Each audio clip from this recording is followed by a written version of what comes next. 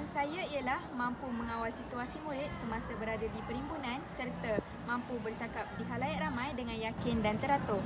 Saya percaya dengan kemahiran komunikasi dan kepimpinan yang saya miliki mampu memberikan impak positif kepada seluruh warga sekolah kerana dapat mewujudkan suasana yang harmoni dan berdisiplin dalam kalangan seluruh murid.